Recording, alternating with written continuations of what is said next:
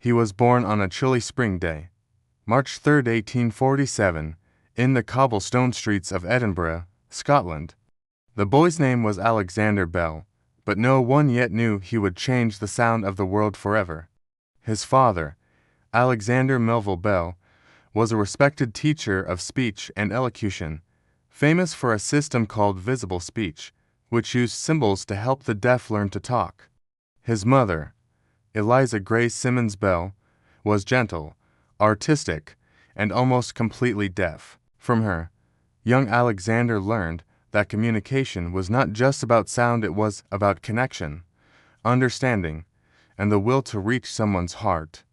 When he was just 11 years old, something unusual happened. His father allowed him to take on a middle name, Graham, in honor of a family friend. From then on, he was Alexander Graham Bell.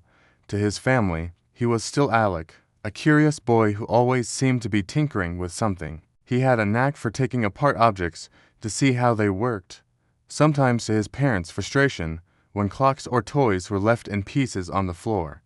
As a boy, Alec was fascinated by the mechanics of sound.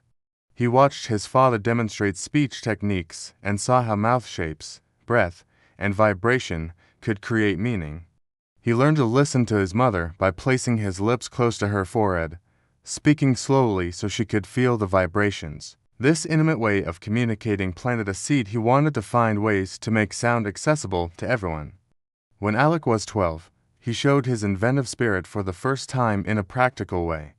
A family friend owned a flour mill, and Alec noticed how slow and labor-intensive the process of husking wheat was. He built a simple machine using paddles and brushes that could clean the grain quickly. It worked so well that the mill owner used it for years. That invention didn't make him famous, but it gave him a taste of what it felt like to solve a problem with creativity. Tragedy would soon shape him. Both of his brothers, Melville and Edward, died of tuberculosis while still young men. The loss shook the family deeply. His father decided they needed a fresh start, and in 1870 the Bells emigrated to Canada, settling in Brantford, Ontario. The move brought new opportunities. Canada's open spaces and fresh air gave Alec room to experiment, and he began to dream bigger. In 1871, he moved to Boston to teach at the Boston School for the Deaf. His passion for working with hearing-impaired students was genuine. He believed they could learn to speak if given the right tools and encouragement. His father's visible speech system became a foundation for his lessons, but Alec brought something extra: patience, warmth, and a gift for inspiring his students. One of those students would change his life forever. Mabel Hubbard, the beautiful, intelligent daughter of Gardner Green Hubbard, a wealthy lawyer. Mabel had lost her hearing to scarlet fever at the age of 5. Yet she was articulate, confident, and ambitious. Over time, Mabel and Alec fell in love. Meanwhile, Bell's scientific mind was restless. Telegraph technology was sweeping the world, allowing messages to be sent over wires. But Bell wondered, what if human voices could be sent in the same way? Instead of dots and dashes, what if people could speak and hear each other in real time, no matter how far apart they were? It was a wild dream, but he began experimenting with devices that could turn sound into electrical signals. In his Boston workshop, Bell worked alongside his assistant, Thomas Watson. They spent long hours surrounded by wires, batteries, tuning forks, and diaphragms, often struggling with ideas that seemed impossible. Bell's initial focus was on improving the telegraph, creating a harmonic telegraph that could send multiple messages over a single wire by using different tones. But as the experiments went on, his attention kept drifting toward transmitting the full complexity of the human voice. Their early attempts were clumsy. Sometimes the wires carried faint noises, sometimes nothing at all, but Bell persisted.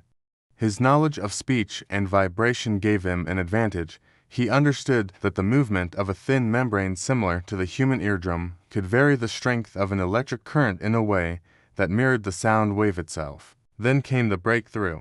On March 10, 1876, in a cramped workshop on Exeter Place in Boston, Bell spoke into his experimental transmitter. "Mr. Watson, come here. I want to see you." In the next room, Thomas Watson heard the words clearly through the receiver.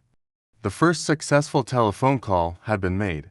Bell later wrote in his journal simply, "To my delight he came and declared that he had heard and understood what I said. The moment was quiet, almost ordinary, but it marked the birth of a technology that would change the world." Bell quickly filed a patent for his invention, just hours ahead of another inventor, Elisha Gray, who had been working on a similar idea. This near-simultaneous discovery led to years of legal disputes, with Gray and others claiming credit. In the end, the courts upheld Bell's patent, making him the recognized inventor of the telephone. Still, the controversy followed him for the rest of his life. With his invention secured, Bell married Mabel Hubbard in July 1877. The same year, he founded the Bell Telephone Company with the financial backing of Mabel's father. They began installing telephones in homes and businesses, and soon the strange new device was spreading rapidly. People were amazed and sometimes unsettled by the ability to speak to someone miles away. Some doubted it would ever be useful, dismissing it as a novelty. Others immediately saw its potential. Despite his newfound fame, Bell didn't stop inventing. He continued teaching the deaf and exploring other scientific ideas. One of his lesser-known inventions was the photophone, a device that could transmit sound using a beam of light, an early concept of optical communication.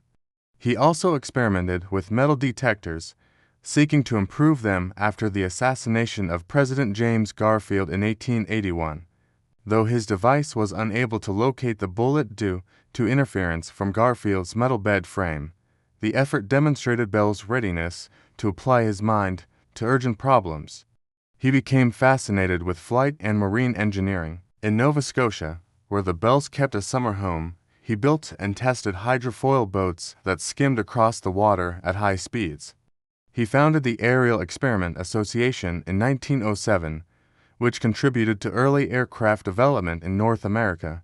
Though the telephone remained his most famous achievement, Bell's curiosity seemed to have no boundaries. At home, Bell and Mabel built a family together. They had two daughters, Elsie and Marion, and though Bell often traveled for his work, his love for his wife and children was deep. Mabel was more than a partner, she was his inspiration.